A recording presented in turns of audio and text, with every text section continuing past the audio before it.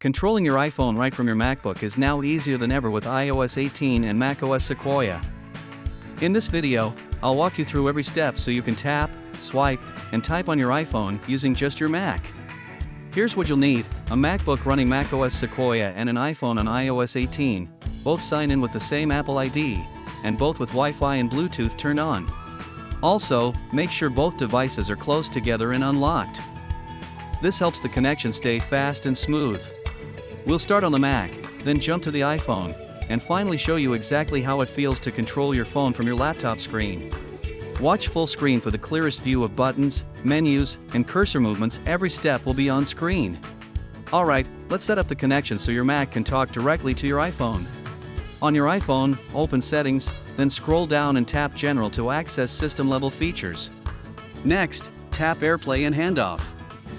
This is where Apple puts tools that let your devices work together. Make sure continuity features like Use iPhone with Mac or Allow Mac Control are switched on. If you see a toggle related to controlling iPhone from Mac, turn it green. If prompted, confirm that you trust your MacBook. This gives it permission to see and control your iPhone screen when you request it. Double-check that both Wi-Fi and Bluetooth toggles in Control Center are blue, not gray. If they're off, tap them once to enable. Your iPhone is now ready. Next, we'll move to the MacBook and actually bring your iPhone screen onto your Mac.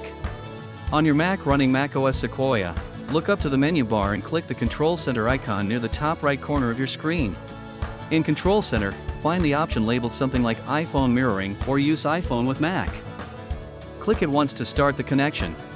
A list of nearby iPhones signed into your Apple ID will appear. Click the iPhone you want to control. After a brief moment, your iPhone screen appears in a floating window on your Mac.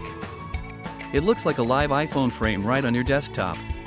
If you want to keep it visible while working, drag any corner to resize the window, or drag the top to move it where you like. Now for the fun part, using your Mac's trackpad or mouse to actually tap and swipe on that iPhone screen. To tap on your iPhone, just click with your mouse or trackpad inside the mirrored window. Every click is treated like a finger tap on the phone. To scroll or swipe, use 2 fingers on the trackpad, or click and drag with the mouse. You'll see your iPhone smoothly sliding between pages or lists. You can even type on your iPhone using your Mac's keyboard, perfect for long messages, notes, or emails without pecking at the tiny screen. If you need more focus, click the green traffic light button to full screen the mirrored iPhone, or snap it to one side with split view.